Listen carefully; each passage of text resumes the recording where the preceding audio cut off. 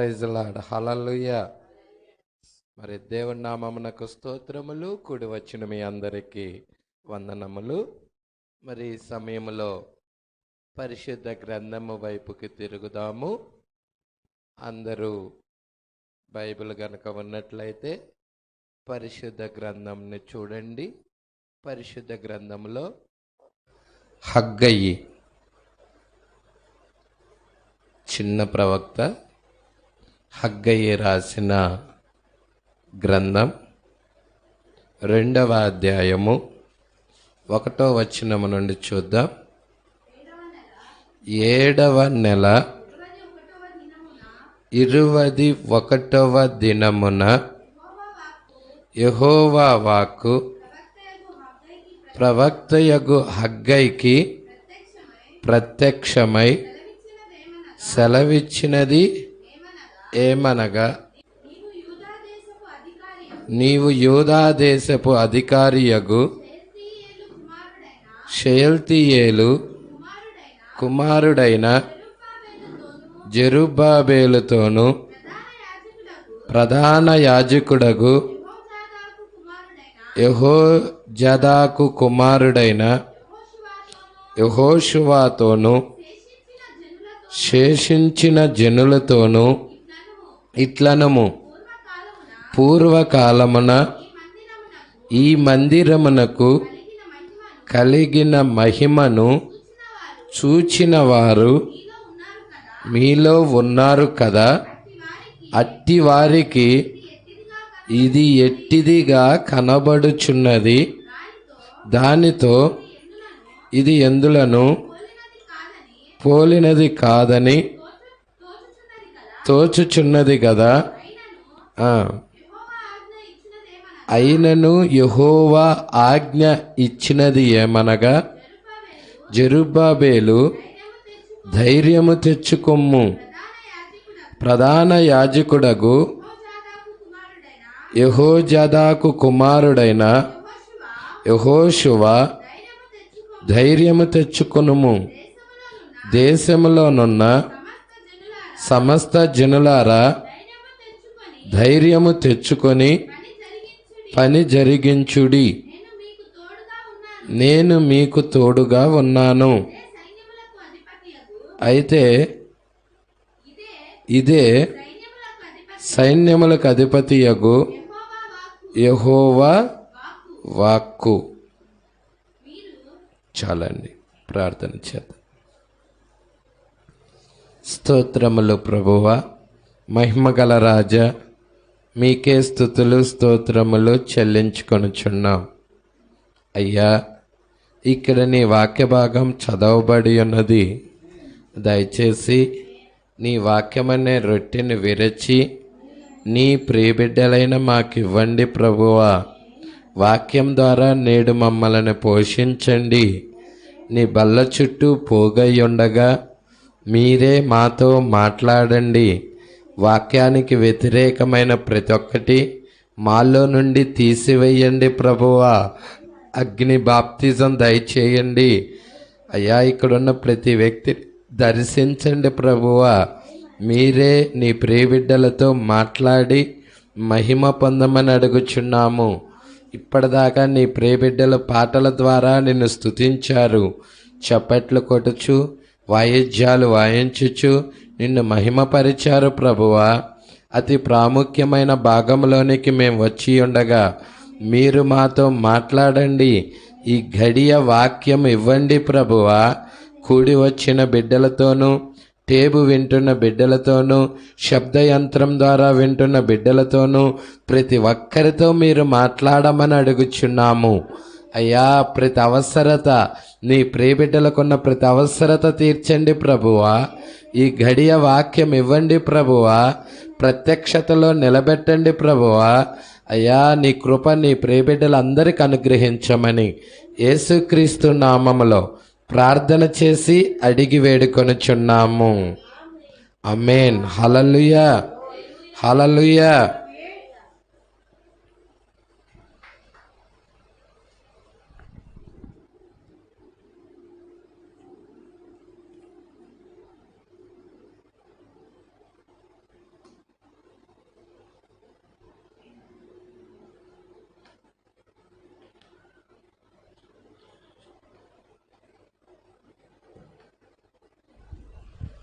ప్రైజ్లా, హల్లెలూయా. మరి ఇక్కడ మనం చూస్తున్నాం, హగ్గయి ఇతడొక ప్రవక్త. హగ్గయి పుస్తకంలో నుండి ఈ అంత్య దినాల గురించి రాశాడు.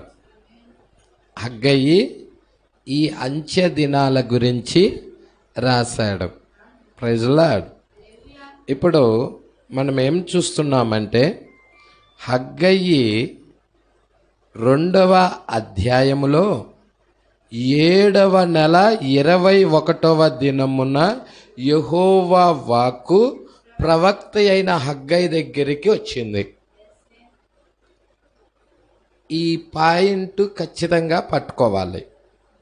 ఏంటది? 7వ నెల 21వ దినమున, 7వ నెల 21వ దినం అంటే రోజు, 21వ తారీఖున ఎవరి దగ్గరికి వచ్చింది? యెహోవా వాక్కు ప్రవక్త అయిన హగ్గయి దగ్గరికి వచ్చింది.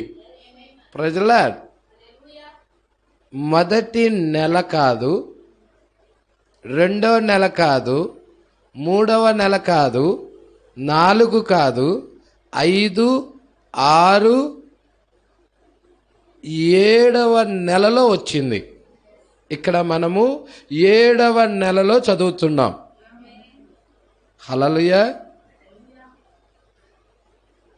ఇక్కడ 7వ నెల 21వ దినమున ప్రవక్త యెహోవా వాక్కు ప్రవక్తయగు హగ్గయికి ప్రత్యక్షమై సెలవిచ్చినది ఏమనగా అన్నాడు. అవునా?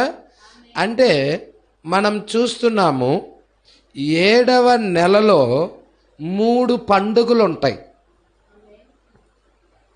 7వ నెలలో మొదటి నెలలో 3 పండుగలు ఉన్నాయి, 7వ నెలలో 3 పండుగలు ఉన్నాయి. ప్రజలా, అర్థమవుతుందా? మొత్తము యెహోవా 7 పండుగలు ఇచ్చాడు. 7 పండుగలలో మొదటి నెలలో 3 పండుగలు, తర్వాత 50వ రోజున ఇంకొక పండగ, అదే పెంతుకోస్తు పండుగ. తర్వాత 7వ నెలలో 3 పండుగలు. మొదటి నెలలో ఉన్న 3 పండుగలు ఏంటంటే పస్కా పండుగ, పులియని రొట్టెల పండుగ, ప్రథమ ఫలాల పండుగ. మొదటి నెలలో వచ్చే పండుగలు. ఇది ఇక్కడ నుండి 50 రోజులు లెక్కేస్తే 50వ రోజున పెంతుకోస్తు పండుగ వస్తుంది. ప్రజలా, ఆ తర్వాత 7వ నెల దగ్గరికి వచ్చేదలకే 3 పండుగలు వస్తాయి. 7వ నెలలో వచ్చే 3 పండుగలు ఏంటంటే బూరల పండుగ, ప్రాయచిత్త పండుగ, పర్ణశాలలు లేక గుడారాల పండుగ. అర్థమవుతుందా సంగమా? గుడారాల పండుగ. అదే గుడారాల పండుగను ఏమంటారు? పర్ణశాలల పండుగ, పర్ణశాలల పండుగ. ఈ విషయాలు మనసులో పెట్టుకోండి. ఇప్పుడు 7వ నెలలో మొదటి తారీఖున బూరల పండుగ వస్తుంది. ఎన్నవ తారీఖు? 7వ నెలలో మొదటి తారీఖు, ఫస్ట్ తారీఖు. 7వ నెలలో ఎన్ని రోజులు ఉంటాయి? 30 రోజులు ఉంటాయి. కాబట్టి 7వ నెలలో మొదటి తారీఖు, ఫస్ట్ తారీఖున ఏమొస్తాయి? బూరల పండుగ వస్తుంది. 7వ నెల 10వ తారీఖున ప్రాయచిత్త పండుగ వస్తుంది. అర్థమవుతుందా? 1వ తారీఖేమో బూరల పండుగ, 10వ తారీఖేమో ప్రాయచిత్త పండుగ. తర్వాత 7వ నెల 15వ తారీఖు నుండి 7 రోజులు.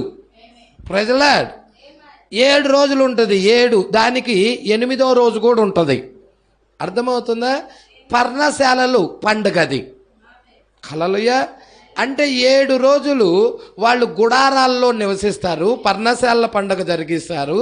తర్వాత ఈ తాత్కాలికమైన గుడారాలు తీసివేయబడి పర్మనెంట్ గుడారంలోకి వెళ్ళబోతున్నాం 8వ రోజున. 7 రోజులు తాత్కాలికమైన గుడారాల్లో ఉంటాం. అంటే 7 రోజులు అంటే ఇప్పుడు మానవుడు ఈ రక్త మాంసాల శరీరంలో ఉన్నాడు. ఇది తాత్కాలికమైన గుడారము. ఈ గుడారం తీసివేయబడుతుంది, పర్మనెంట్ గుడారంలోకి మనం వెళ్ళబోతున్నాం. ఇది ఎక్కడి నుండి ప్రారంభమవుతుంది? పర్ణశాలల పండుగ 7వ నెల 15వ తారీఖు నుండి ప్రారంభమవుతుంది.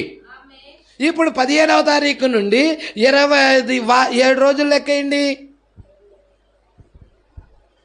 15 నుండి 7 రోజులు లెక్కేయండి. 20 ఇక్కడ వచ్చింది ఎప్పుడు?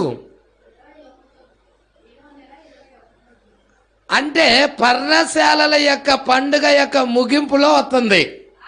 అదే చివరి రోజు. హల్లెలూయా. 21వ రోజు.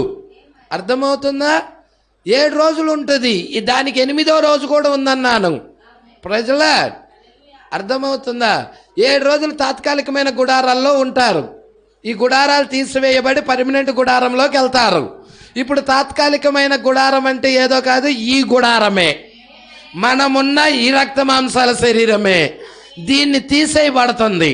ఎందుకు? రక్త మాంసాలు దేవుని రాజ్యాన్ని స్వతంత్రించుకో. ఇప్పుడు రక్త మాంసాలలో ఉంటే మనం దేవుడి రాజ్యాన్ని స్వతంత్రించుకోలేం కాబట్టి ఇది తీసేయాలి. ఇది తీసేయబడి ఇంకొక శరీరంలోకి వెళ్తున్నాం. ప్రజల గ్లోరిఫై బాడీలోకి వెళ్ళాలి. వాక్యపు శరీరంలోకి వెళ్ళి వాక్యపు శరీరంలో నుండి గ్లోరిఫై బాడీలోకి వెళ్తాం.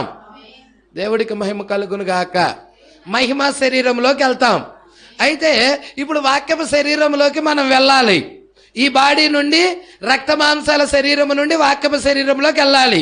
ఈ గుడారం నుండి ఇంకో గుడారంలోకి వెళ్ళాలి. ఇంకో గుడారంలోకి వెళ్ళే ముందుగా హగ్గై ప్రవక్తకి వాక్కొచ్చింది. ఎవరికి వచ్చింది? అంటే ఈ కాలం గురించేనా? అది ఇప్పుడున్న ఈ కాలం గురించేనా? ఈ గుడారం తీసేయబడి ఇంకో గుడారంలోకి వెళ్ళబోయే ముందుగా వచ్చింది. మనము కూడా ఈ గుడారం తాత్కాలికమైన ఈ గుడారాలు తీసేయబడుతున్నాయి. ఇంకొక గుడారంలోకి మనం వెళ్ళబోతున్నాం. ఈ టైంలోనే ప్రవక్త అయిన హగ్గైకి యెహోవా వాక్కొచ్చింది. అక్కడ హగ్గై అయితే ఇక్కడ విలియం మేరియమ్ బ్రన్హామ్ అయి ఉన్నాడు. ఇక్కడ ప్రవక్త విలియం మేరియమ్ బ్రన్హామ్ అయి ఉన్నాడు. 7వ సంఘకాల ప్రవక్త అయి ఉన్నాడు. 7వ నెలలో వచ్చిన ప్రవక్త అయి ఉన్నాడు. దేవుడికి మహిమ కలుగును గాక. సంగమా పట్టుకుంటున్నారా ఈ విషయాలు? కొంచెం ముందుకు చదువుదాం. యెహోవా వాక్కు ప్రవక్త యొక్క హగ్గైకి. ఇక్కడ కూడా ప్రవక్త ఉన్నాడా? అక్కడ 7వ నెలలో ప్రవక్త ఉన్నట్లయితే 7వ సంఘకాలంలో ప్రవక్త ఉన్నాడా? రక్త మాంసాల శరీరాన్ని విడిచి వాక్యపు దేహంలోకి వెళ్ళబోయే ముందుగా అక్కడ ప్రవక్త ఒక ఆయన ఉన్నాడా? ప్రజలా వాళ్ళ శరీరాలు రూపాంతరం చెందే ముందు ప్రవక్త యొక్క వర్తమానం ఉన్నదా? యెహోవా ఇలాగ సెలవిచ్చుచున్నాడనే వర్తమానము దేవుడు వాక్కు వచ్చిందా అక్కడికి? హల్లెలూయా. అబ్రహాం యొక్క శరీరం మారే ముందుగా యెహోవా వాక్కు అబ్రహాం దగ్గరికి వచ్చిందా? సొదొమ గొమొర్రా పట్టణం కాల్చబడే ముందు, అగ్ని ద్వారా కాల్చబడే ముందు ప్రవక్త అయిన అబ్రహాం దగ్గరికి యెహోవా వాక్కు వచ్చింది. హల్లెలూయా. ఈరోజు లోకం కాల్చబడే ముందు, లోకం మీదకి దేవుడి తీర్పులు వచ్చే ముందు, ఉగ్రతలు కుమ్మరించబడే ముందు ఈ కాలపు ప్రవక్త అయిన ఏలియా మీదకి యెహోవా ఆత్మ వచ్చినది. హల్లెలూయా. యెహోవా వాక్కు వచ్చింది ఈ కాలంలో కూడా. హల్లెలూయా. ఇంకొంచెం ముందుకు చూద్దామా? సంతోషంగా ఉన్నారా? వాక్యాన్ని వెంబడిస్తున్నారా? వాక్యాన్ని ఫాలో అవుతున్నారా? చూద్దాం. హగ్గైకి ప్రత్యక్షమై అంటే దేవుడు ఏమయ్యాడు? ప్రత్యక్షమయ్యాడు. దేవుడు దిగొచ్చాడు అక్కడికి. దేవుడు ప్రత్యక్షమయ్యాడు. అబ్రహాం దినాల్లో దేవుడు ప్రత్యక్షమయ్యాడా? హగ్గయి దగ్గర దేవుడు ప్రత్యక్షమయ్యాడా? ఇప్పుడు మన దినాల్లో కూడా దేవుడు ప్రత్యక్షమయ్యాడా? Praise lord. ప్రత్యక్షమై సెలవిచ్చినదేమనగా,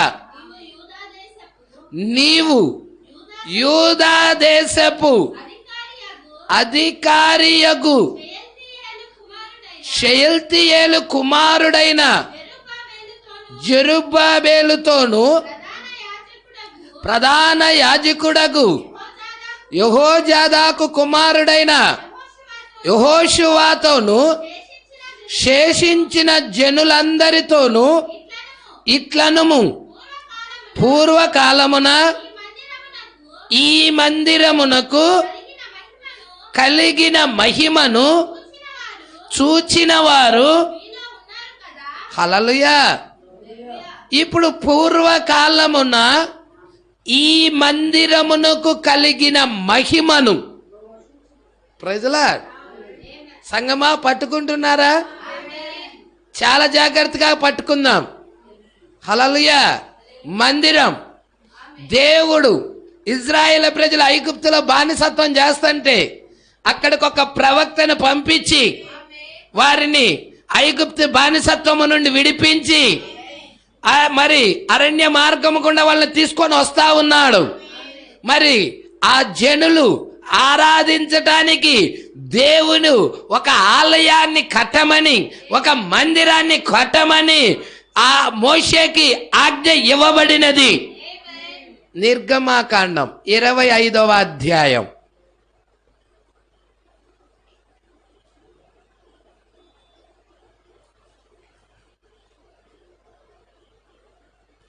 25వ అధ్యాయం మొదటి నుండి. మోషేకి ఇలాగ సెలవిచ్చెను,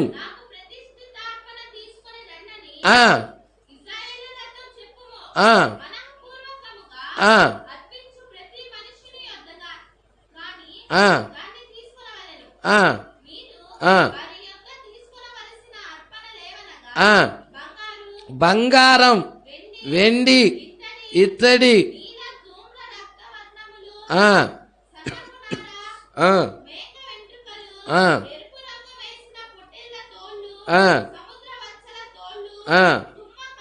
తుమ్మ కర్రలు. చాలండి. హల్లెలూయా. 10వ వచనం. వారు తుమ్మ కర్రతో ఒక మందసమును చెయ్యవలెను.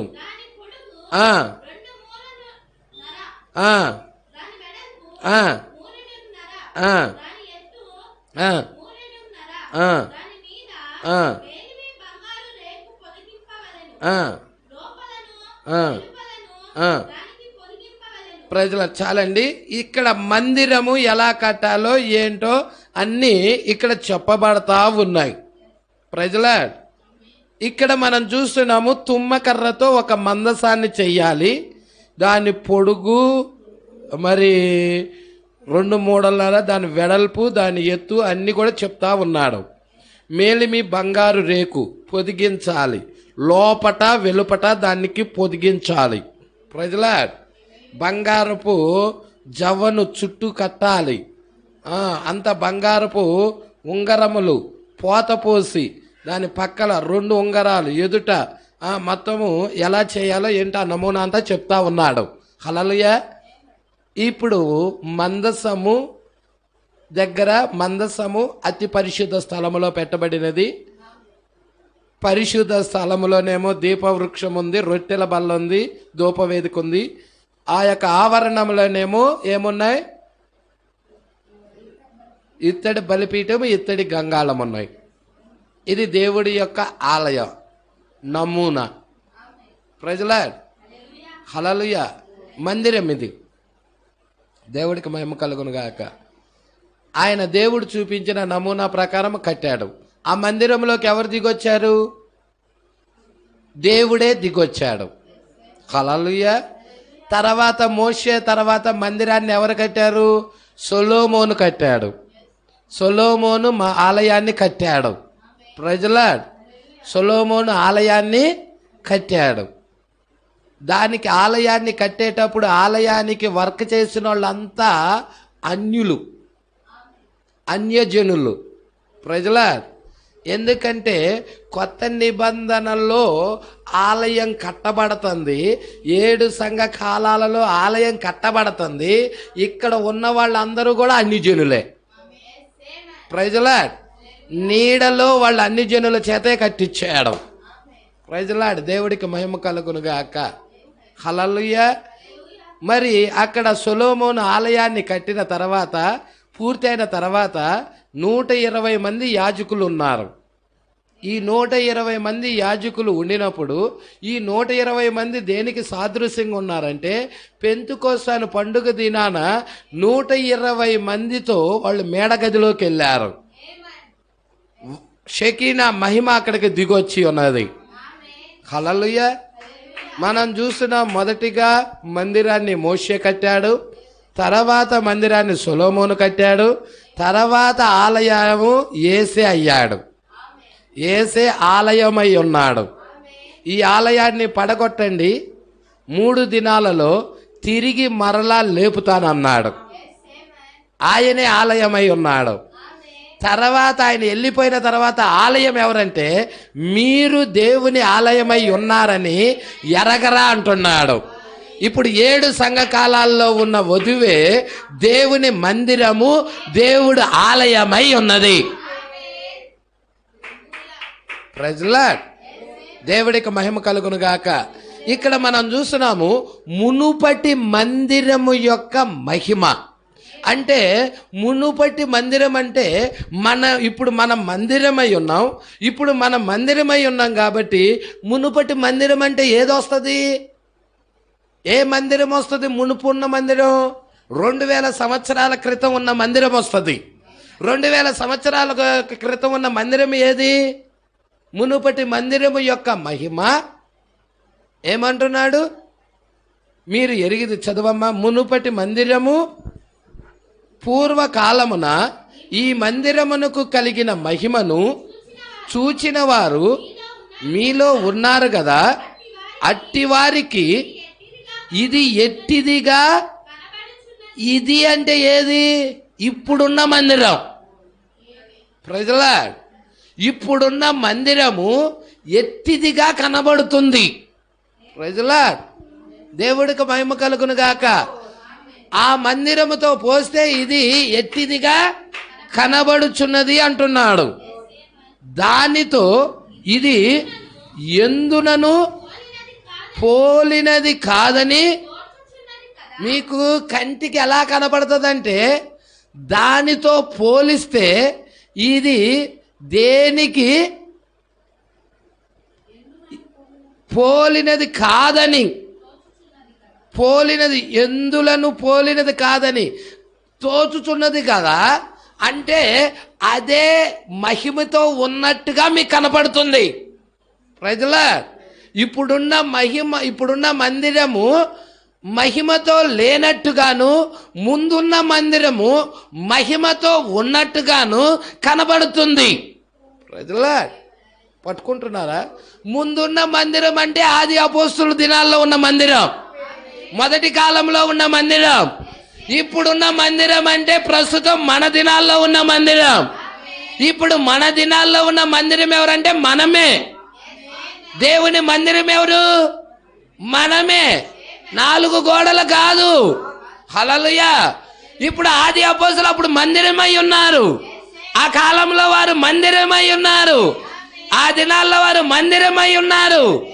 ఆ మునుపు ఉన్న మందిరము ఇప్పుడున్న మందిరానితో పోలిస్తే హల్లెలూయా ఇది ఎట్టిదిగా కనబడుతుంది.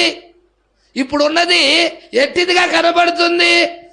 ఇది ఎందును పోలినది కాదని తోచుచున్నది కదా. అదే మహిమతో నింపబడి ఉన్నట్టుంది. గుడ్డివారికి చూపు వచ్చింది, కుంటివారికి నడకొచ్చింది, చచ్చిపోయిన వాళ్ళు బతికారు.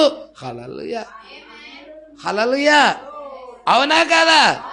దేవుడికి మహిమ కలుగును గాక. ఎన్ని గొప్ప గొప్ప కార్యాలు జరుపుకుంటా వెళ్ళియో చూస్తున్నారా? అయితే ఇక్కడ ఏమంటున్నాడో చూడండి. హల్లెలూయా.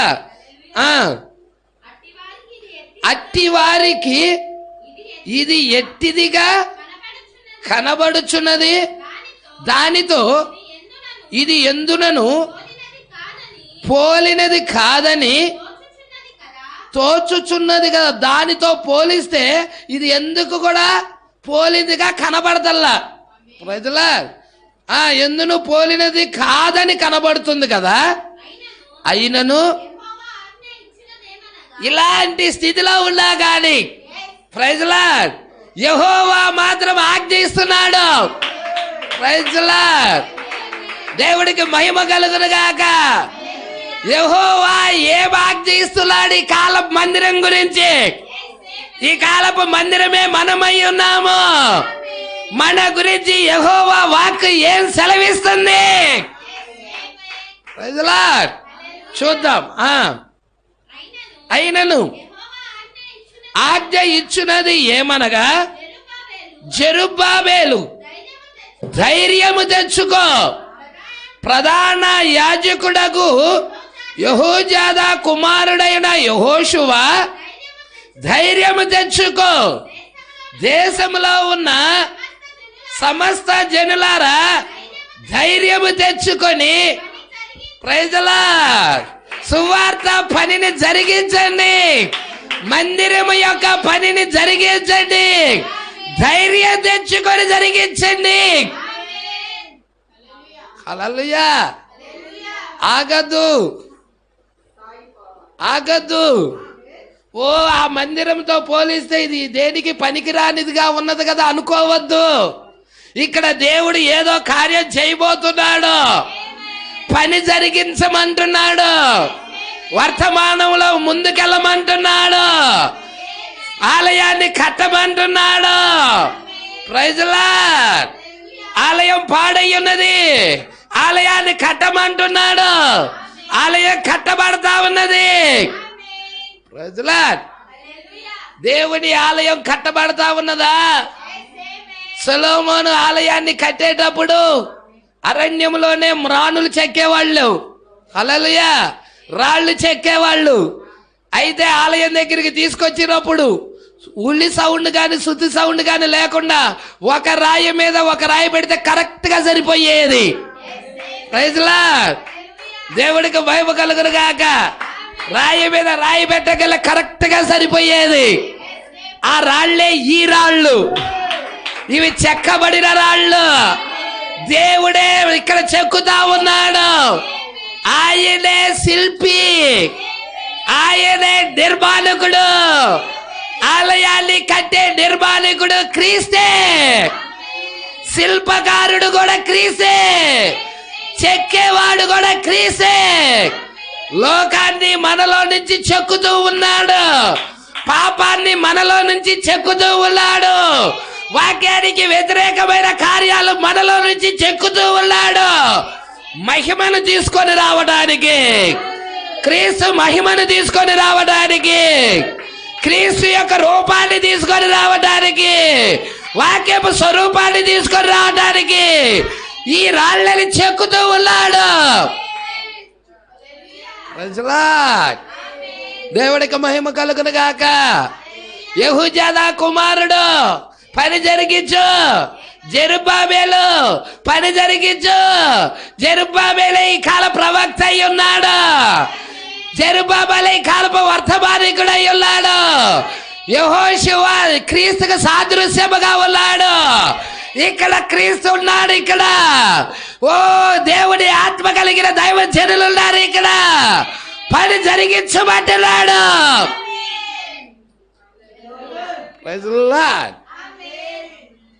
మీకు తెలుసా జకర్యా గ్రంథములో, జకర్యా గ్రంథం 4వ అధ్యాయం, సంతోషంగా లేరు కొంతమంది, పరిశుద్ధ ఆత్మ కొరకు వేడుకోమని వేడుకుంటున్నా. సంతోషంగా లేకుండా చేసింది అపవాది. మీలో ఆనందాన్ని, మీలో సంతోషాన్ని, మీలో ఉత్సాహాన్ని అపవాది దొంగిలించేసింది. మీరు సంతోషం లేని బిడ్డల్లా తయారైపోయారు. ప్రజలా అపవాది మీలో ఆ సంతోషాన్ని దొంగిలించేసేసింది. అపవాదికి ఖైదీలయ్యారు, దేవుడికి ఖైదీలు అవ్వాల్సిన వాళ్ళు. హల్లెలూయా. అందుకే ఇక్కడ అంటున్నాడు చూడండి, 4వ అధ్యాయం 6వ వచనం. అప్పుడు అతడు నాతో ఇట్లా నేను జెరుబ్బాబెలునకు ప్రత్యక్షమగు. ఎవరికి ప్రత్యక్షమవుతుంది? జెరుబ్బాబెలుకేనా? యెహోవా వాక్కు వస్తుంది. అక్కడేమో హగ్గైకి యెహోవా వాక్కు వచ్చినది. ఇక్కడ జకరియా గ్రంథములో జెరుబ్బాబెలునికి యెహోవా వాక్కు వచ్చినది. జెరుబ్బాబెలే ఈ కాల ప్రవక్త అయ్యున్నాడు. Praise the Lord. అందుకే ఏమంటున్నాడో చూడండి, ఇది మన దినాల్లో నెరవేర్పైన వాక్యం. హల్లెలూయా. ఏమంటున్నాడో చూద్దామా? జెరుబ్బాబెలునకు ప్రత్యక్షమైన యెహోవా వాక్కు ఇదే, శక్తి చేతనైనను బలము చేతనైనను కాక నా ఆత్మ చేతనే ఇది జరుగునని సైన్యములకు అధిపతియగు యెహోవా. హల్లెలూయా. ఏమంటున్నాడండి? సైన్యములకు అధిపతియగు యెహోవా సెలవిస్తున్నాడు. ఏమని సెలవిస్తున్నాడో తెలుసా? శక్తి చేత కాదు, బలము చేత కాదు, నా ఆత్మ చేతనే, నా ఆత్మ చేతనే జరుగుతున్న కార్యం. ఏ కార్యం అండి అది? హల్లెలూయా. ఇదిగో 63లో ప్రభు దిగొచ్చాడు.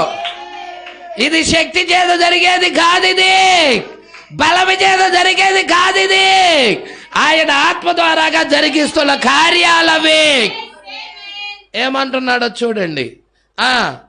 గొప్ప పర్వతమా. ఏంటది? ఎవరిని అడ్డగిస్తుంది? ఈ కాలపు వర్తమానికుడిని, ఈ కాలపు వర్తమానాన్ని ఎవరు అడ్డగిస్తుంది? గొప్ప పర్వతం. హల్లెలూయా. అడ్డగిస్తుంది. హల్లెలూయా. పట్టుకుంటున్నారా? గొప్ప పర్వతమా, జెరుబ్బాబెలును అడ్డగించుటకు నీవు ఏ మాత్రపు దానవు? Praise the Lord. చదును భూమగుతావు. హల్లెలూయా. జెరుబ్బాబెలు జోలికి వచ్చావా, చదును భూమి అవుతావు. హల్లెలూయా. కృప కలుగును గాక, కృప కలుగును గాక. ఇక్కడ ఉన్నారా? కృప కలుగును గాక అని కేకలు పెట్టే జనులు ఉన్నారా? దేవుడు కృప మీద ఆధారపడే జనులు ఉన్నారా? కృప కలుగును గాక, కృప కలుగును గాక అని జనులు కేకలు వేయగా అతడు పైరాయి, తలరాయి, శిరస్సు 63లో దిగొచ్చినది. పైరాయి తీసుకొని పెట్టించాడు. ఈ పిరమిడ్ మీదకి ఏమొచ్చింది? కప్పు వచ్చిందండి. తలరాయి వచ్చిందండి. తలరాయి వచ్చినది. ఈ శరీరం మీదకి శిరస్సు వచ్చినట్టుగా పిరమిడ్ మీదకి తలరాయి వచ్చినది. హల్లెలూయా. సంగమా పట్టుకుంటున్నారా? ఈ విషయాలు పట్టుకుంటున్నారా? ఈ విషయాలు అర్థం కాక జనులు పిచ్చి జుట్టు పీక్కుంటున్నారు. తలరాయి దిగొచ్చింది. జనులు కేకలు పెడతా ఉన్నారు. తలరాయి పక్షాన వహిస్తా ఉన్నారు. జెరుబ్బాబెలు పక్షాన వహిస్తా ఉన్నారు. వాక్యము పక్షాన వహిస్తా ఉన్నారు. తలరాయి వస్తే తలరాయి రాలేదంట. తలరాయి వస్తే తలరాయి రాలేదంట. సంఘ శాఖలు రాలేదని బోధిస్తున్నాయి. మెసేజ్లో వాళ్ళు కూడా రాలేదని బోధిస్తున్నారు. ప్రజల దీనికి వ్యక్తిగత రెవల్యూషన్ కావాలి. దేవుడే నీ నేత్రాలు తెరవాలి.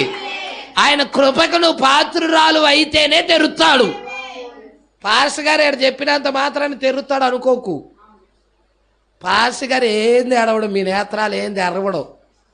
వాక్యాన్ని ఇంత కూడా పాస్ గారు మీలోకి పంపిలేడు. వాక్యాన్ని చెప్తాడంతే. మీరు నమ్మకస్తులుగా ఉంటే, మీరు యథార్థ పరులుగా ఉంటే, దేవుడు కృపకి నమ్మకస్తులుగా ఉండి ఆయన శరణు వేడుకుంటా ఉంటే, ఆయన నీకు కృప చూపితే ఈ వర్తమానం అప్పుడు నీకు అర్థమవుతుంది. Praise Lord. ప్రవక్త వర్తమానం అక్కడ చెప్తా ఉంటాడు. చాలా మందికి తలల మీద నుండి వెళ్ళిపోయింది వాక్యం, కొద్ది మందికి హృదయంలో పడేది. ఈరోజు కూడా అంతే. హల్లెలూయా. పట్టుకుంటున్నారా? జెరుబ్బాబెలు క్రీస్తు, ఈ కాలపు ప్రవక్త. హల్లెలూయా. ప్రవక్తల మీద ఉన్న ఆత్మ క్రీస్తు ఆత్మ. హల్లెలూయా. అందుకే ఇక్కడ అంటున్నాడు, చూద్దాం కొంచెం ముందుకి.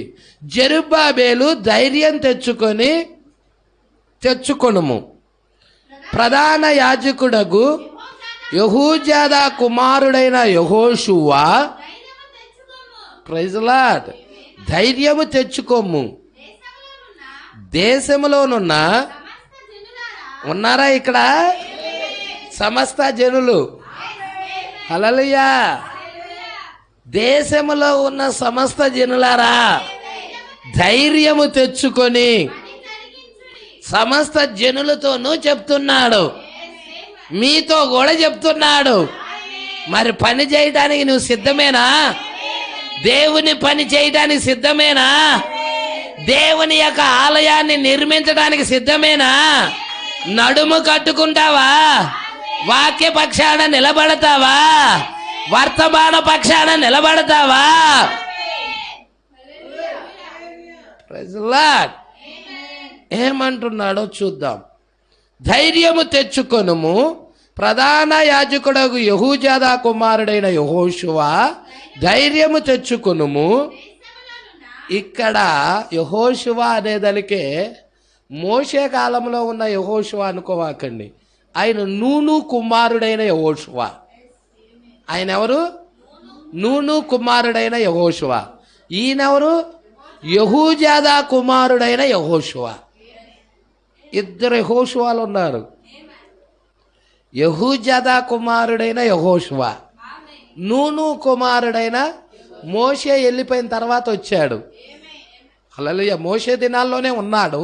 అయితే ప్రవక్తగా మోషే వెళ్ళిపోయినాక యెహోషువ ప్రవక్తగా ఉండి వాగ్దాన దేశంలోకి తీసుకొని వెళ్ళాడు ఇజ్రాయేల్ ప్రజలని. పట్టుకుంటున్నారా ఈ విషయాలు? ఆయనేమో నూను కుమారుడు, ఈయనేమో యెహోజాదా కుమారుడైన యెహోషువ. ప్రధాన యాజకుడగు యెహోజాదా కుమారుడైన యెహోషువ. ధైర్యం తెచ్చుకో, దేశంలో ఉన్న ఇక సమస్త జనులతో కూడా మాట్లాడుతున్నాడు. సమస్త జనులారా, మీరందరూ కూడా ధైర్యం తెచ్చుకోండి, పని జరిగించమంటున్నాడు. ఇప్పుడు సంఘం కాదు మీకు తోడు, సమస్త కాదు మీకు తోడు, ప్రభుత్వము కాదు మీకు తోడు. హల్లెలూయా. మీకు తోడుగా ఎవరు ఉంటున్నారంటే దేవుడే మీకు తోడుగా ఉంటున్నాడు.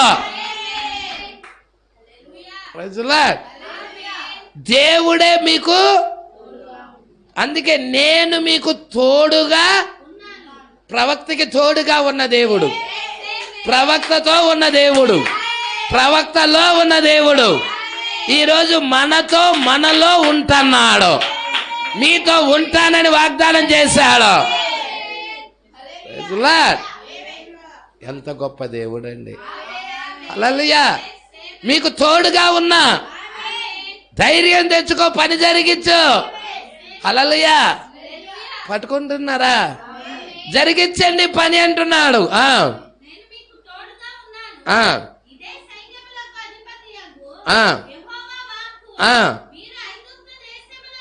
మీరు ఐగుప్తు దేశములో నుండి వచ్చినప్పుడు నేను మీతో చేసిన నిబంధన. ఓ దేవుడికి మహిమ కలుగును గాక. ఏమి నిబంధన చేశాడు? ఐగుప్తు దేశములో నుండి వచ్చినప్పుడు వారితో దేవుడు ఏమి నిబంధన చేశాడు? హల్లెలూయా. మోషేకి తోడుగా ఉంటానని చేశాడు. యోషువకి తోడుగా ఉంటానని చేశాడు. వాగ్దాన దేశం ఇస్తానని చేశాడు. పాలు తేనెలు ప్రవహించు దేశం. Praise the Lord. నేను మీతో చేసిన నిబంధన. Praise the Lord. యెహోషువ గ్రంథం 1వ అధ్యాయం.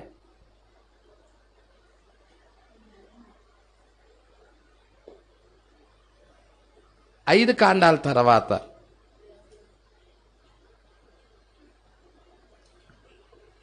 వాగ్దాన భూమిని పంచిన ఆయన ఈయనే. హల్లెలూయా.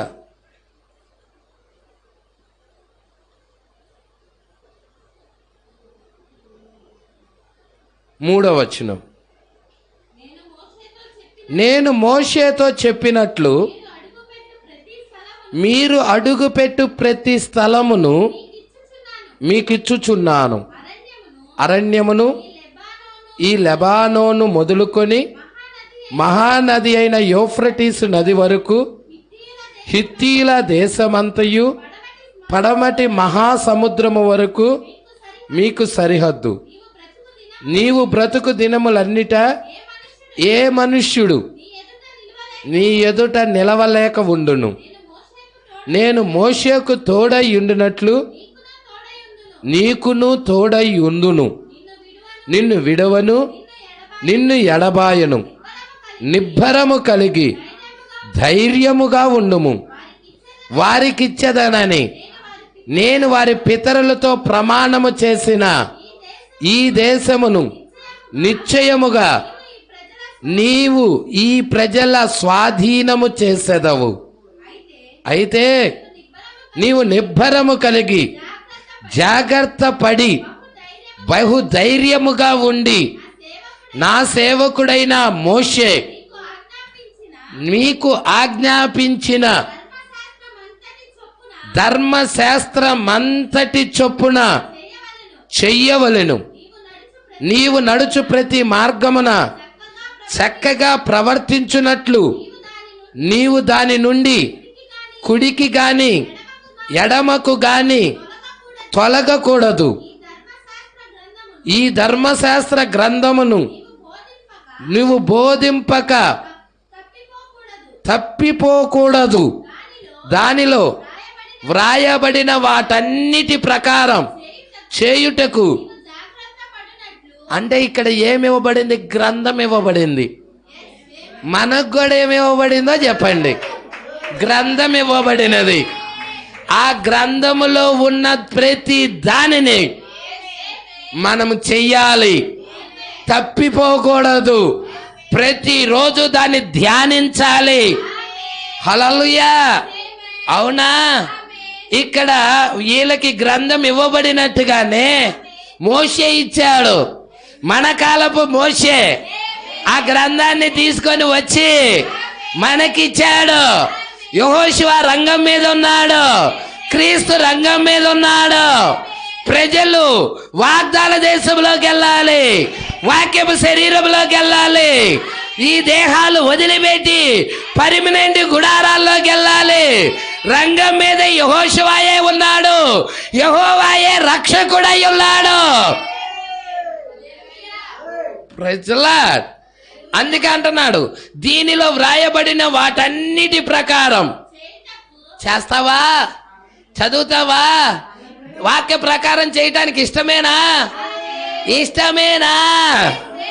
చేయుటకు నీవు జాగ్రత్త పడినట్లు దీవారాత్రులు. ఎప్పుడు? దీవారాత్రులు. ఏం ధ్యానించాలి? గ్రంథాన్ని. ఎప్పుడు దిగొచ్చినది? 63లో.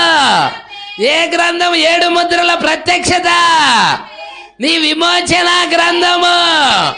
దాన్ని దీవారాత్రులు నువ్వు దాన్ని ధ్యానించిన ఎడల నీ మార్గమును వర్ధిల్ల చేసుకొని, ఇప్పుడు దాన్ని ధ్యానించటము ద్వారాగా నీకు మంచి నడకొస్తుంది. దాన్ని ధ్యానించడం ద్వారాగా మంచిగా ప్రవర్తిస్తావు. దాన్ని ధ్యానించడం ద్వారాగా మంచి ఆరోగ్యం వస్తుంది. దాన్ని ధ్యానించడం ద్వారాగా నీకు వివేచన వస్తుంది. ప్రజలా పాపం వెళ్ళిపోతుంది, అవిశ్వాసం వెళ్ళిపోతుంది. ఏమొస్తుంది దాన్ని ధ్యానిస్తే? హల్లెలూయా, నీకు మంచిగా చక్కగా ప్రవర్తిస్తావు అంటే మంచి నడవడిక వస్తుంది. ప్రజలా హల్లెలూయా, నీలో ఉన్న అవిశ్వాసం పోతుంది, నీలో ఉన్న దుర్మార్గత పోతుంది, నీలో ఉన్న చీకటి పోతుంది, నీలో ఉన్న అపనమ్మకాలు వెళ్తాయి, నీలో ఉన్న రోగాలు వెళ్తాయి, నీలో ఉన్న వాక్యానికి వ్యతిరేకంగా ఉన్న ప్రతి చీకటాత్మ వెళ్ళిపోతుంది. చీకటాత్మలు అన్నీ వెళ్ళిపోతాయి. హల్లెలూయా, వాక్యంతో తిరుగుబాటు చేయటానికి, అవి వాక్యం మీద తిరుగుబాటు చేయటానికి నీలో ఉండి పనిచేస్తాయి. అందుకే ఆటివి లేకుండా ఉండాలంటే దీన్ని ధ్యానించాలి, దీనిలో నడవాలి, చక్కగా నడవాలి, ఈ వాక్య ప్రకారంగా నడవాలి. అందుకే అంటున్నాడు, దీవారాత్రులు దాన్ని ధ్యానించిన ఎడల నీ మార్గము వర్ధిల్ల చేసుకుంటావు. నీ మార్గము వర్ధిల్లే మార్గం అదే. నీ పిల్లవాడిని తీసుకెళ్ళిపోయి బాగా చదివించిన వాడు వర్ధిల్లడు. నెలకి 1,00,000 రూపాయలు జాబు కొట్టిన వాడిలో ఇంకా పాపం ఉంది. హల్లెలూయా, ఆ పాపము పోవాలంటే ఇక్కడికి రావాలి, గ్రంథం దగ్గరికి రావాలి, దేవుడు ప్రవేశపెట్టిన మార్గం దగ్గరికి రావాలి, దేవుడు వాక్యం వైపుకి రావాలి, వెలుగు వైపుకి రావాలి, పాపినని ఒప్పుకోవాలి, రిక్తుడవ్వాలి, తనను తాను తగ్గించుకోవాలి, దీనుడవ్వాలి. దీనుడు అవ్వకుండా కాలరు ఎగరైతే దేవుడు కూడా ఒరే వీడు కాలరు ఎగరేస్తున్నాడు అని ఇవ్వడు బయలుపాటు. నువ్వు ఒక సంఘ సభ్యుడిగానే ఉంటావు కానీ నువ్వు క్రీస్తుని కలుసుకోలేవు. ఏదో నామకార్థ సంఘ సభ్యుడిగా ఉంటావు, సంఘానికి వస్తావు వెళ్తావు అంతే. అదే నువ్వు దీనుడు అయితే, సాత్వికుడు అయితే, లోబడితే, వాక్యానికి సరెండర్ అయితే, వాక్యం చెప్పిన క్రమంలో నడుస్తా ఉంటే, విధేయుడైతే, దీవారాత్రులు దాన్ని ధ్యానిస్తా ఉంటే నీ మార్గం వర్ధిల్లుద్ది. నువ్వు చక్కగా నడుస్తావు, చక్కగా ప్రవర్తించేలాగా జీవిస్తావు. Praise lord. ఏది చేసింది? చక్కగా ప్రవర్తించేలాగా. ఏ పాఠశాల ఏమన్నా చెప్పిందా? విద్యా మాస్టర్ గారు ఏమన్నా బోధించారా? ప్రభుత్వం ఏమన్నా ఇచ్చిందా చక్కగా నడవటానికి? హల్లెలూయా.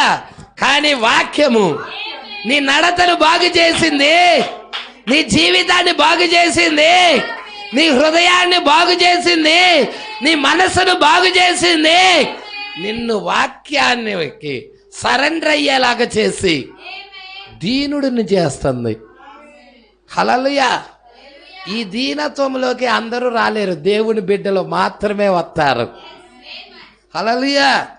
అందుకే ఇక్కడ అంటున్నాడు, దీవారాత్రులు దాన్ని ధ్యానించిన ఎడల నీ మార్గమును వర్ధిల్ల చేసుకొని చక్కగా ప్రవర్తించదవు. నేను నీకు ఆజ్ఞాపించి ఉన్నాను కదా, నిబ్బరము కలిగి ధైర్యముగా ఉండుము, దిగులు పడకము. ఒక మానవుడు చెప్పిన దానిని బట్టి దిగులు పడొద్దు. హల్లెలూయా. వాడు నిన్ను చంపాలని డాక్టర్ దగ్గరికి వెళ్తాం, వాడు టెస్ట్ చేస్తాడు, ఆ టెస్టు ఈ టెస్టు అవి చేస్తాడు. దాన్ని బట్టి అమ్మ నీకు రోగం ఎక్కువగా ముదిరిపోయింది, ఇంకొద్ది రోజులే బతుకుతావు అని చెప్తాడు. ఎప్పుడైతే చెబుతాడో ఇప్పుడు దాని మీదకి దిగులు వచ్చేసి దీనికి, అయ్యో నేను కొద్ది రోజులేనంట బతికేది. ఏమొచ్చేసింది? డాక్టర్ గారు చెప్పేశాడు కొద్ది రోజులని, కొద్ది రోజులేనంట బతికేది. ఇక దీని మీద ధ్యాస ఉండిద్ది. స్వస్థపరిచి యెహోవా ఉన్నాడు, అసలు నాది రోగాన్నే లేకుండా చేసి ఆయన ఉన్నాడు అని ఆయన మీద ఆధారపడతాం పోయి ఈ మానవుడు చెప్పిన దాని మీద కొద్ది రోజులేనంట బతికి, కొద్ది రోజులేనంట బతికి, కొద్ది రోజులేనంట బతికి, ఇదే మనసులో పీకుతా ఉంటుంది. డాక్టర్ కంటే గొప్పవాడు కదా దేవుడు. అసలు డాక్టర్ చావుని ఆపగలుగుడా? వాడు చావునే వాడు ఆపుకోలేడు. నేను ఒకటి చెప్తున్నా, ఏ డాక్టర్ అయినా తీసుకురా, నేను ఆపగలను, నా చావుని నేను ఆపుకోగలను అంటాడేమో చూడు, వాడి చావునే వాడు ఆపుకోలేడు. కానీ చనిపోయిన వారిని బతికించిన ఆయన యేసయ్య, మృతులను సజీవులుగా చేయగలిగిన ఆయన యేసయ్య, డాక్టర్ వల్ల కాని రోగాలు కూడా నయం చేసిన ఆయన యేసయ్య. విశ్వాసం పెట్టాల్సింది వాక్యం మీద, డాక్టర్ మీద కాదు, మందుల మీద కాదు, వాక్యం మీద నువ్వు విశ్వాసం పెడితే నీ రోగము పెద్ద కొండైనా తీసి ఇసిరి సముద్రంలో వేయబడిద్ది. హల్లెలూయా, ఆ రోగం వెళ్ళిపోతుంది. అందుకే వాక్యాన్ని బట్టి ఆనందించు, వాక్యాన్ని బట్టి సంతోషించు, వాక్యాన్ని బట్టి ఎవరేమి చెప్పినా కానీ లెక్క చెయ్యకు, వాక్యం మీద ఆధారపడు. ఒక గుడ్డివాడు ప్రవక్త దగ్గరికి వచ్చాడు, ఆయన పేరు జాన్ రిన్. హల్లెలూయా, ఎవరు? John Rin. జాన్ రిన్ అనే వ్యక్తి, అతడు ఒక మతానికి సంబంధించిన, క్యాథలిక్కు సంబంధించిన వ్యక్తి. హల్లెలూయా, ఆ క్యాథలిక్ సంఘానికి వెళ్తా ఉండే వ్యక్తి, ఆ జాన్ రిన్ అనే వ్యక్తి వచ్చాడు, వరుసలో వచ్చాడు, ప్రవక్త కూటంలో వరుసలో లైన్లో వచ్చేసినప్పుడు, నీ పేరు జాన్ రిన్ అన్నాడు. అవునయ్యా, నా పేరు జాన్ రిన్నే అన్నాడు. అన్ని ప్రవక్త మరి అతని పేరు, అతనికి అన్ని కూడా చెప్తాడు. చెప్పిన తర్వాత, నీకు కళ్ళు వస్తున్నాయి, నమ్ముచున్నావా అంటాడు. నమ్ముతున్నానయ్యా అంటాడు. పో, నీకు కళ్ళు వచ్చేసాయి, దేవుడు నిన్ను స్వస్థపరిచాడని చెప్పి ప్రార్థన చేసి పంపిస్తాడు. ప్రార్థన చేసి పంపిస్తాడు. ఈయన వెళ్ళిపోతాడు. వెళ్ళిపోయి, నాకు కళ్ళు వచ్చినాయి, దేవుడికి స్తోత్రం అంటాడు. నాకు కళ్ళు వచ్చినాయి, దేవుడికి స్తోత్రం అంటాడు. ఇక అలాగా అనుకుంటా పెద్దగా కేకలు పెడతా వెళ్తా ఉంటాడు. వెళ్తా ఉండేదానికి మధ్యలో చెపలపోడు ఒకడు వస్తాడు, తిక్కలాడు చెపలపోడు. వాడు వచ్చేమంటాడంటే, జాన్ రిన్, ఏంటి పెద్ద పెద్ద కేకలు పెడతావు, ఆగు అంటాడు. ఏంటయ్యా చెప్పు, ఏంటి పెద్ద కేకలు పెడుతున్నావు? దేవుడికి స్తోత్రం, నాకు కళ్ళు వచ్చాయి అంటాడు. ప్రజలా, నాకు కళ్ళు వచ్చాయి, దేవుడికి స్తోత్రం అని చెప్తాడు. నీ కళ్ళు వచ్చాయా? కళ్ళెత్త చూడాలి కదా, నువ్వు చూస్తున్నావా అని అడుగుతాడు. అవును కదా, కళ్ళెత్త చూడాలి కదా, అందుకే చెప్పలవాడు అందండి. వాడు వచ్చి డౌట్ పెట్టి వెళ్ళాడు, డౌట్ పెట్టి అవిశ్వాసం పెట్టి వెళ్ళాడు. వచ్చి నా కళ్ళెత్తి చూడాలి కదా అన్నాడు. చూడాలి కదా కళ్ళెత్తి అని రెండో రోజు కూటానికి మళ్ళీ వచ్చాడు. లైన్లో నిలబడ్డాడు. లైన్లో నిలబడి వరుసగా ప్రార్థన చేయించుకున్న తర్వాత ఒకళ్ళ తర్వాత ఒకళ్ళు వరుసగా వెళ్ళిపోయారు. ఈయన వంతు వచ్చింది. ఈయన రాగానే, నిన్న నీకు ప్రార్థన చేశా కదా అన్నాడు. అవును, నిన్నటి దినాన నాకు ప్రార్థన చేసావు, నాకు కళ్ళు వచ్చాయని చెప్పావు నువ్వు అన్నాడు. అవును, నీ కళ్ళు వచ్చాయని చెప్పా నేను. మరి కళ్ళొత్తే నేను చూడాలి కదా. చూడాల్సిన అవసరం లేదు. ప్రజలా, నువ్వు చూడాల్సిన అవసరము, నీ పేరేదో చెప్పాడు, నమ్ముచున్నావా? నమ్ముతున్నా. నీ పేరు నాకు తెలియదు, కానీ నీ పేరేదో దేవుడు చెప్పాడు. ఆ దేవుడే నీ కళ్ళు రావటం కూడా నాకు చూపించాడు. ఆ దేవుడే నీ కళ్ళు రావటం చూపించాడు కాబట్టి కళ్ళు వచ్చాయని చెప్పా. కాబట్టి నీ కళ్ళు వచ్చాయి, వెళ్ళిపో అన్నాడు. ప్రజలా, ఇక విశ్వాసం పొందుకొని, నాకు దాంతో పని లేదన్నాడు. కళ్ళతో చూడాలి కదా అని ఆ అవిశ్వాసం మాట పక్కనాడు మాట్లాడేదానికి మళ్ళీ లైన్లోకి వచ్చాడు. హల్లెలూయా, లైన్లోకి వచ్చాడు. కానీ మరలా ప్రవక్త ఆయన సరిచేసి పంపించాడు. నీ రోగం మీద నువ్వు ఆధారపడాల్సిన అవసరం లేదు, దేవుడికి కృతజ్ఞతాస్తుతులు చెల్లించు. హల్లెలూయా, చూపు మీద ఆధారపడాల్సిన, నేను చూడాలి అని గట్టిగా అవసరమేం లేదు, దేవుడు నాకు చూపించాడని నమ్మేయి, ఇక వెళ్ళిపో అన్నాడు. ఇక చక్కగా వెళ్ళిపోతా కేకలు పెడతా వెళ్ళాడు. మళ్ళీ దేవుడికి స్తోత్రం, ఆమేన్, నా కళ్ళు వచ్చాయంట, కేకలు పెడతా వెళ్ళాడు. కొన్ని రోజులు అయింది. అయిన తర్వాత మంగళ షాప్కి వెళ్ళాడు. మంగళ షాప్కి వెళ్ళేదానికి అక్కడ మంగళాడు క్షౌరం చేసేవాడు మంచిగా, రా జాన్ రిన్, రా రా రా అన్నాడు. లోన్ ఎక్కాడు, కుర్చీలో కూర్చున్నాడు, చక్కగా తవలేశాడు. షేవింగ్ చేయించుకుందామని వెళ్ళాడు. షేవింగ్ చేస్తా ఉన్నాడు. ఇప్పుడు ఆ మంగళాడు అన్నాడు, మంగళ వ్యక్తి జాన్ రిన్తో, ఓ, ఆ పరిశుద్ధ దొర్లవాడు కోటానికి నువ్వు కూడా వెళ్ళావా అని అడిగాడు. నేను వెళ్ళాను అన్నాడు. ఆయన నీకు కళ్ళొచ్చాయని చెప్పాడా అన్నాడు. నాకు కళ్ళొచ్చాయి దేవుడు స్తోత్రం అన్నాడు. ఇక అనేదానికే ఎప్పుడైతే ఆ యొక్క వ్యక్తి ఎగతాళి చేస్తున్నాడో ఎమ్మటి ఈయన కళ్ళు తెరవబడ్డాయి. కళ్ళు తెరవబడేదానికే అబాధంగా ఆ కుర్చీలో నుంచి దూకి ఇక పరుగు, దేవుడికి స్తోత్రం కళ్ళొచ్చాయి, దేవుడికి స్తోత్రం కళ్ళొచ్చాయి అని. హల్లెలూయా. చూసారా, రోగం మీద మనం బేస్ అవ్వకూడదు ఎప్పుడు, వ్యాధి మీద బేస్ అవ్వకూడదు ఎప్పుడు. స్వస్థత మీద ఆధారపడాలి, విశ్వాసం మీద ఆధారపడాలి.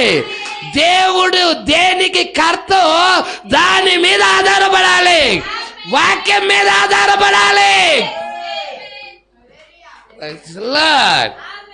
ఈరోజు అందరూ ఏం చేస్తారంటే రోగాల మీద వాటి మీద వీటి మీద ఆధారపడుతున్నారు. నో, వాక్యం మీద ఆధారపడు, స్వస్థపరిచి దేవుడి మీద ఆధారపడు, దేవుడు నీ కార్యం చేస్తాడు. హల్లెలూయా. అందుకే ఇక్కడ యెహోషువతో ఏమంటున్నాడంటే ఈ గ్రంథాన్ని చదువు అన్నాడు, ఈ గ్రంథంలో ఉన్న ప్రతి దానిని పాటించు అన్నాడు, ఈ గ్రంథము దీవారాత్రులు ధ్యానించు అన్నాడు. మరి మన కాలంలో కూడా గ్రంథం వచ్చినది, మనము కూడా దీవారాత్రులు ధ్యానించాలి. మోషేకి తోడై ఉన్నట్టుగా మీకు కూడా తోడై ఉంటానన్నాడు, ప్రవక్తకి తోడై ఉన్నట్టుగా మీకు కూడా తోడుగా ఉంటానన్నాడు. ఈ కాల విలియం మ్యారియం బ్రన్హాం గారికి తోడై ఉన్నట్టుగా ఓ వధువా నేను నీకు తోడుగా ఉంటాను. హల్లెలూయా. మోషే ఏది చెప్పాడో దాని ప్రకారంగా నడుచుకో, కాల ప్రవక్త ఏది చెప్పాడో ఆ వాక్య ప్రకారంగా వర్తమానం ప్రకారంగా నడుచుకోమన్నాడు. Praise lord. సంగమా ఎంతమంది ఇక్కడే ఉన్నారు? ఉన్నారా ఇక్కడే? హల్లెలూయా. నేను మీ పితరులకి వాగ్దానం చేశా, ప్రమాణం చేశా. ఏంటి? ఈ దేశాన్ని నిశ్చయముగా నీవు ఈ ప్రజల స్వాధీనపరుస్తావు, దేశాన్ని ఇస్తానని వాగ్దానం చేశా, ప్రమాణం చేశా. హల్లెలూయా. మరి మనకు కూడా దేవుడు ఆ వాక్యపు శరీరాన్ని ఇస్తానని ప్రమాణం చేశాడు. హల్లెలూయా. మన దేశం అది, వారి దేశం పాలు తెల్లు ప్రవహించే దేశం అయితే ఇప్పుడు మనం వెళ్ళే వాగ్దాన భూమి వాక్యపు శరీరం. ఆ వాక్యపు శరీరంలోకి వెళ్ళబోతున్నాం మనం. దేవుడికి మహిమ కలుగునుగాక. ఇక్కడే ఉన్నారా? అందుకే ఇక్కడ అంటున్నాడు చూడండి, 5వ వచనం 2వ అధ్యాయం.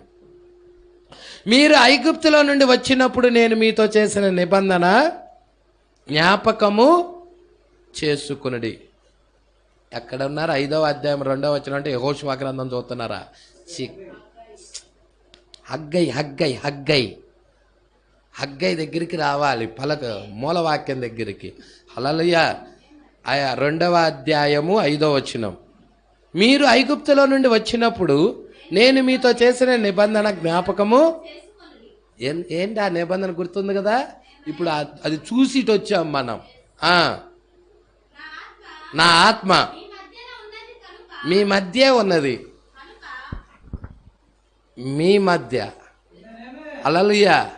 సంఘశాఖలాల దగ్గర కాదు, వర్తమానం నమ్మిన మీ మధ్య నా ఆత్మ ఉన్నది కనుక భయపడకుడి. మరియు సైన్యములకు అధిపతికి యెహోవా సెలవిచ్చినదేమనగా ఇంకా కొంతకాలము ఇంకొక మారు ఆకాశము భూమిని సముద్రమును నేలను అన్ని, ఆకాశం భూమి సముద్రం నేల మొత్తం కంపింపజేయబోతున్నాడు. ప్రజలా ఎవరితో ఎన్నో నెలల్లో మాట్లాడుతున్నాడు?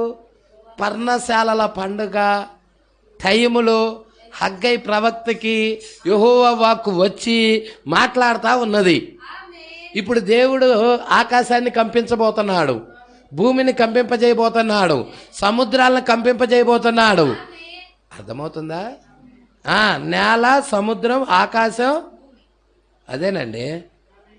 ఆకాశం, భూమి, సముద్రం, నేల. హల్లెలూయా. పట్టుకుంటున్నారా? ఈ అన్నిటిని దేవుడు ఏం చేయబోతున్నాడు? మరి రెండో రాకడ వర్తమానం ఇది కాదా? సునామీలేంటి? సునామీ వచ్చింది అంటే అర్థం ఏంటి? సముద్రము ఊళ్ళోకి వచ్చేసింది, సముద్రం కంపించేసేసాడు. భూకంపాలు ఏంటి? భూమిని కంపించాడు. భూకంపాలు వచ్చి ఇల్లు కూలిపోయినాయి, జనాభా అందరూ పడిపోతున్నారు, చచ్చిపోతున్నారు. ప్రజలా అర్థమవుతుందా? ఆకాశాన్ని కూడా కంపింపజేస్తున్నాడు. దేవుడికి మహిమ కలుగును గాక. ఏంటవి? వాటి స్థానాలు తప్పుతా ఉన్నాయి. దానివల్ల ఏంది? రేడియేషన్ బాగా వస్తూ ఉన్నది. దేవుడికి మహిమ కలుగును గాక. సూర్యుడు, చంద్రుడు చూస్తున్నావా? సూర్యుడిలో ఉన్న ఓజోన్ పొర దెబ్బతిన్నదా లేదా? ఏం కనబడుతున్నాయి ఇక్కడ? నీకు బోర్లు కనబడుతున్నాయి, బూరలు కనబడుతున్నాయి. ఏం కనబడుతున్నాయి? ఈ ఒక్క వచనంలోనేనండి, ఈ 6వ వచనంలోనే నీకు బోర్లు కనబడుతున్నాయి. ప్రకటన గ్రంథం 8వ అధ్యాయంలో బోర్లు కనపడలేదా? పచ్చని చెట్లన్నీ 3వ భాగం నాశనం అవటం, తర్వాత సముద్రంలో ఉన్న 3వ భాగం నాశనం అవటం, మంచి నీటిలో ఉన్న 3వ భాగం నాశనం అవటం, ఆకాశంలో ఉన్న సూర్యుడు, చంద్రుడు, నక్షత్రాలు 3వ భాగం దెబ్బతింటాం. ప్రజల ఏంటవి? బోరలు. అంత్యకాలము సంగమా, సూచనలు నెరవేర్పు జరుగుతున్నాయి, పట్టుకో. దేవుడికి మహిమ కలుగునుగా అక్క. హల్లెలూయా. పట్టుకుంటున్నావా? గాలి వైరస్ వచ్చి ప్రజలకి అన్ని వేల మంది చచ్చిపోతున్నారు. తెగుళ్ళు, వైరస్లు. దేవుడికి మహిమ కలుగునుగాక. గాలి ద్వారాగా వచ్చే వైరస్లు అవన్నీ. అందుకే అంటున్నాడు, భూమిని, సముద్రమును, ఆకాశమును, నేలను కంపింపజేతును. అందరినీ కదిలించగా అన్యజనుల యొక్క ఇష్ట వస్తువులు. ప్రజల చూసారా అండి? అన్ని జాతుల్లో ఉన్న వారిని కదిలిస్తున్నాడు.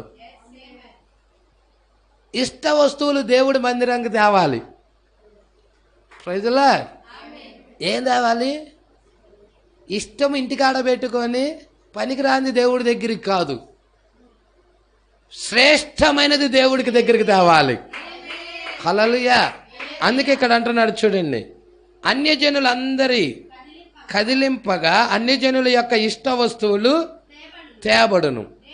నేను మందిరమును, ఈ మందిరాన్ని మహిమతో నింపుదును. ఇదే సైన్యములకు అధిపతియగు. ఇది మహిమతో నింపబడాలి. ఇక్కడ కరువు ఉండకూడదు. మందిరములో సమృద్ధి ఉండాలి, సమృద్ధి అయిన ఆహారం ఉండాలి. ఈ మందిరానికి కరువుతో ఉండకూడదు. అందుకే అన్యజనుల్ని నేను కదిలిస్తున్నాను. ఇష్ట వస్తువులన్నీ తీసుకొని మందిరంలోకి వస్తారు. అందుకే అంటున్నాడు చూడండి, వెండి నాది, బంగారము నాది, ఇదే సైన్యములకు అధిపతియగు. వెండి బంగారం ఎవరిది? ఆయనది. అవునా? ఏముండాలి మందిరంలో? వెండి తేవాలి, బంగారం కూడా తేవాలి. ఎంతమంది తెస్తారు? అక్కడ తెచ్చారు కదండి నిర్గమాకాండంలో. మందిరాన్ని కట్టేటప్పుడు తెచ్చారా లేదా? వెండి బంగారం అన్నీ తెచ్చారా లేదా? హల్లెలూయా. పాస్టర్ గారు, మీ సంఘానికి గుడ్ బై. ఇక్కడ వెండి బంగారం తెమ్మంటే మేము తేవు. చాలా జాగ్రత్తగా గమనించండి. ఇక్కడ దేవుడు ఏం చెప్తున్నాడంటే, బంగారము దైవత్వముతో సాదృశ్యం. బంగారం దేనికి సాదృశ్యము? దైవత్వానికి సాదృశ్యం. దేవుడు ఒక్కడేనని అర్థమవుతుందా? పాత నిబంధనలో ఉన్న యెహోవాయే, కొత్త నిబంధనలో ఉన్న యేసుక్రీస్తు, ఆయనే పరిశుద్ధాత్మగా వచ్చాడని దైవత్వం గూర్చిన మర్మము సంఘం అంతా ఎరగాలి. ఆ ప్రత్యక్షతతో నింపబడాలి. ఆ ప్రత్యక్షతతోనే సంఘంలోకి రావాలి. ఆ వాక్యం గురించిన బయలుపాటే తేవాలి. ఇంకోటేంటి? వెండి. వెండి అంటే ఏంటి? విమోచన. మనం విమోచించబడాలి. యేసుక్రీస్తు రక్తము ద్వారాగా మనం కడగబడి మనం విమోచించబడిన వారం. ఆయన ప్రాణాన్ని అర్పించాడు. ప్రజలా అర్థమవుతుందా? వచ్చి ఎంతకాలం ఉన్నా అట్టాగే వచ్చి ఒక అన్యుడిగానే వెళ్తున్నావు అనుకో, నీ వల్ల దేవుడికి ఉపయోగమే లేదు. ఉందా? వస్తున్నావు, వెళ్తున్నావు, విమోచన లేదు, బంగారము లేదు, దైవత్వము లేదు, విమోచన లేదు, మారు మనసు లేదు, బాప్తిజం లేదు. ఉపయోగం ఏంటి? వాళ్ళు ఒప్పుకోవాలి, వాళ్ళు ఎవడు ఒప్పుకోడు. ఎవడు రక్షణ వాడిది. ఇద్దరు మంచం మీద ఉంటారు. ఎవరు మంచం మీద ఉండేది? భార్య భర్త. ఒకళ్ళు ఎత్తబడతారు, ఒకళ్ళు ఎడవబడతారు. అవునా? ఏసే చెప్పాడు ఆ మాట. పాస్టర్ చెప్పాడా? ఏసే చెప్పాడు. హల్లెలూయా. అర్థమవుతుందా? గుణవతి అయిన స్త్రీ తన ఇల్లు కట్టుకుంటుంది. గుణవతి లేని స్త్రీ పీకేసుకుంటుంది. పీకేసుకునే వాళ్ళల్లో ఉంటారు, ఇల్లు కట్టుకునే వాళ్ళలో ఉంటారు. మీ ఇష్టం. వాక్య ప్రకారం నడిచే వాళ్ళలో ఉంటారు, వాక్యానికి లోబడే వాళ్ళలో ఉంటారు. మీ ఇష్టం. ప్రజలా ఎవరిది? నీది కాదు బంగారం, నీది కాదు వెండి, ఆయనది. ఇక్కడ రాశాడు. దైవత్వం నీది కాదు, ఆయనది. విమోచన నీది కాదు, ఆయనది. ఆయనది. నువ్వు అంగీకరించి చేర్చుకొని విశ్వసించి దాన్ని పొందుకోవాలి. ప్రజలా ఎంతకాలం పాపిగా ఉండొద్దు, అవిశ్వాసిగా ఉండొద్దు. ప్రజలా ఎలా ఉండాలి? ఎలా ఉండాలి? మారాలి, మార్పు చెందాలి. హల్లెలూయా. అందుకే అంటున్నాడు, వెండి నాది, బంగారం నాది. ఇదే సైన్యములకు మందిరమే మనం.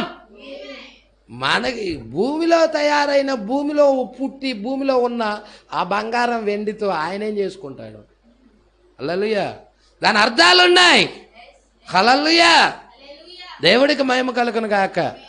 చాలా మంది పాస్టర్లు ఇలా చూపించి మందిరానికి తీసుకురండి అనగలే చాలా మంది చిన్న చిన్న కమ్మెలు, పోగులు ఇవి తీసుకెళ్ళి వేస్తూ ఉంటారు కుండీల్లో. నిజమండి. ఇక్కడే కాదు, ఆ తిరుపతిలో అయినా కానీ ఎక్కడైనా కానీ మొక్కున్నా యాతన. హల్లెలూయా. దేవుడు నువ్విచ్చే డబ్బు, నువ్విచ్చే ఆభరణాలు, నువ్విచ్చే ధాన్యాలు ఇవి కాదు. దేవుడు కోరుతుంది నీ హృదయాన్ని, నీ జీవితాన్ని, నీ బ్రతుకును.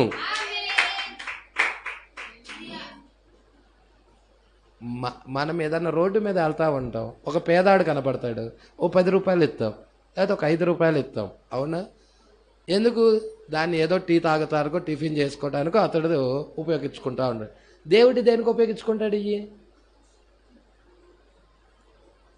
కమ్మెలు దేనికి ఉపయోగించుకుంటాడు? బుడ్డి ముక్కు పొడుకులు దేనికి ఉపయోగించుకుంటాడు? డబ్బులు దేనికి ఉపయోగించుకుంటాడు? ఆయన దేనికి వాడుకుంటాడు? దేనికి వాడుకోడు అవే. దేవుడు కోరేదేంటి? నీ హృదయాన్ని, నీ మనస్సుని. నువ్వు దేవుడి దగ్గరికి రావాలి, నీ జీవితం మారాలి, మార్పు రావాలి, నీ హృదయాన్ని దేవుడికి ఇవ్వాలి. అప్పుడు దేవుడు నీలోకి వచ్చి నివసిస్తాడు. దేవుడు నీలో ఉండాలి అనుకుంటున్నాడు. రోత జీవితంలో దేవుడు ఉండడు, పాపపు జీవితంలో దేవుడు ఉండడు, అపవిత్రమైన జీవితంలో దేవుడు ఉండడు. మరి పరిశుద్ధమైన జీవితంలో ఉండాలంటే నువ్వు మనసు మారి ఆయన దగ్గర రావాలి. ఆయన రక్తం ద్వారా కడిగి అప్పుడు ఆ దేవుడే నీలోకి రావటానికి ఇష్టపడతాడు. కడిగేది ఆయనే, వచ్చేది ఆయనే, నివసించేది ఆయనే. ప్రజలా చేసేది ఆయనే. ఇప్పుడు ఆ దేవుడు రాకపోతే మనకు మారు మనసు లేదు. వచ్చేది ఆయనే.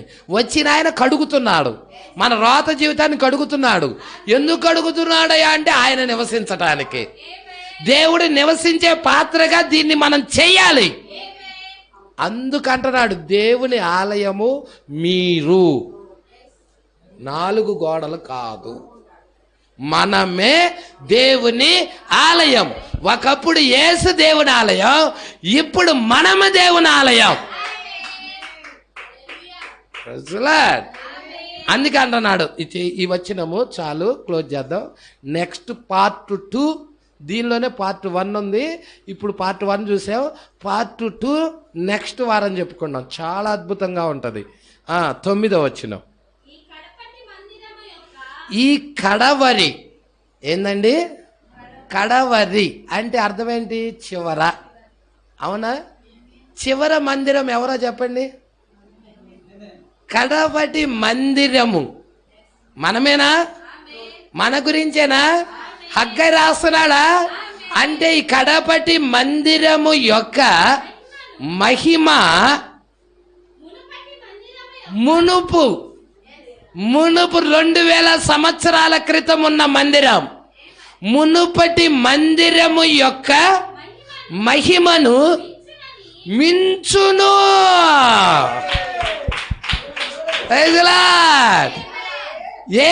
ఏది మించుతుంది? ఇదిగో ఈ కడపటి మందిరం యొక్క మహిమ ఆ మందిరం యొక్క మహిమ కంటే మించుతుంది.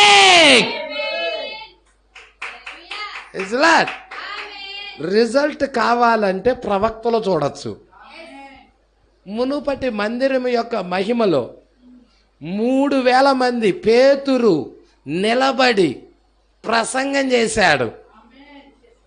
అరగంట ప్రసంగానికి, పెంతుకొస్తాను పండుగ దినాన 15 నిమిషాలు అరగంట ప్రసంగం చేశాడు. 3000 మంది మారాడు. ఎంతమంది? 3000 మంది. అవునా? 3000 మంది మార్పు చెంది మారి దేవుని వైపుకు తిరిగారు. యేసును సొంత రక్షకుడిగా అంగీకరించారు. ఇప్పుడు ప్రవక్త దగ్గరకు వద్దాం. ప్రవక్త వర్తమానం తీసుకొని దక్షిణాఫ్రికా ప్రాంతానికి వెళ్ళినప్పుడు వర్తమానం బోధిస్తుంటే 30,000 మంది అనాగరికులుగా ఉన్నవారు పరిశుద్ధాత్మ అక్కడికి దిగొచ్చినది. వాళ్ళు వస్త్రాలు కట్టుకున్నారు, వస్త్రాలు కూడా లేనివారు, వాళ్ళు అనాగరికులుగా ఉన్నవారు. ఎప్పుడైతే పరిశుద్ధాత్మ వారి మీదకి వచ్చినదో 30,000 మంది మారు మనసు పొంది యేసుక్రీస్తును సొంత రక్షకుడిగా అంగీకరించారు. 10 రెట్లు ఎక్కువ. 3,000 ఎక్కడ, 30,000 ఎక్కడ? ప్రజలా అవునా? పట్టుకుంటున్నారా? అక్కడ కుంటివాడు శృంగారం అనే దేవాలయం దగ్గర ఉన్నాడా లేడా? భిక్షం అడుక్కుంటా, వెండి బంగారాలు మా యొద్ద లేవు కానీ యేసుక్రీస్తునాలో లేచి నడమన్నాడు. వాడు కాళ్ళు చేయలేవా? అప్పుడు దాకా ఉన్న ఆ చేతి కర్రలు అన్నీ పోయినాయి. ప్రజల అయితే దక్షిణాఫ్రికా ప్రాంతంలో, దర్బన్ ప్రాంతంలో ప్రవక్త కూడిక పెట్టినప్పుడు కుంటివారు, గుడ్డివారు, ఊచ కాళ్ళు చేతులు గలవారు, మంచాల మీద వీల్ చైర్లో ఉన్నవారు అందరూ ఆ కూటానికి వచ్చినప్పుడు పెద్ద ట్రక్కులు, ప్రైజ్లా 10 టైర్ల ట్రక్కులు ఎన్ని నిండినాయో తెలుసా? 7 5 7 7 ట్రక్కులు నిండి ఫుల్గా చక్రాల కుర్చీలు కానీ, చేతి కర్రలు కానీ, వీల్ చైర్లు కానీ, పడకలు కానీ అన్నీ దానికి ఎత్తితే 7 ట్రక్కులు అయినాయి. నాకు సరిగ్గా గుర్తులేదు, 5 కానీ 7 కానీ, ఈ రెండిటిలో ఏదో ఒకటి. ప్రజలా అర్థమవుతుందా? మరి మునుపటి మందిరం కంటే మందిరము మహిమ విచ్చుతుందా? ప్రజలా అది ప్రవక్తతోనే ఆగలేదు. ప్రవక్త వర్తమానం పట్టుకున్నా చిన్ని వధువు ఉంది ఇక్కడ. ప్రవక్త అడుగు జాడల్లో నడుతున్న వధువు ఉంది ఇక్కడ. ఓ ఇప్పుడు ఈ వధువు కూడా గొప్ప కార్యాలు చూడబోతా ఉన్నది, చెయ్యబోతా ఉన్నది. సంగమా పట్టుకుంటున్నారా ఈ విషయాలు? ఈ వర్తమానం మామూలైన వర్తమానం కాదు. హల్లెలూయా. మన కాలానికి మునుపటి మందిరము యొక్క మహిమ కంటే కడపటి మందిరము యొక్క మహిమ మించుతుంది, అధికమవుతుందని ఎవరు సెలవిచ్చారు? యెహోవాగు మన ప్రభువే సెలవిచ్చాడు.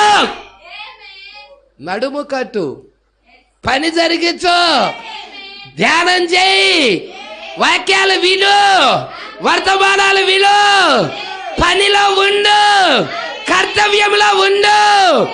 దేవుడు నీ తరపున పని చేస్తాడు. హల్లెలూయా. ఎంతమంది పని చేయడానికి ఇష్టపడుతున్నారు? ఎంతమంది కర్తవ్యంలో నడుము కట్టడానికి ఇష్టపడుతున్నారు? దేవుడు మాటలు దీవించి ఆశీర్వదించును గాక. దీనిలో సెకండ్ పార్ట్ ఉంది. నెక్స్ట్ వారం సెకండ్ పార్ట్ ధ్యానం చేద్దాం. దేవుడు మాటలు దీవించును గాక. ఇలాంటి వర్తమానాలు మీకు మరిన్ని అందుబాటులో ఉండాలంటే ఈ ఛానల్ని సబ్స్క్రైబ్ చేయండి. ఇంకా ఈ ఛానల్ని సబ్స్క్రైబ్ చేసుకుని వారు ఉన్నట్లయితే ఈ వీడియోలో చూపించిన విధంగా సబ్స్క్రైబ్ చేసుకోనండి. ఆమేన్.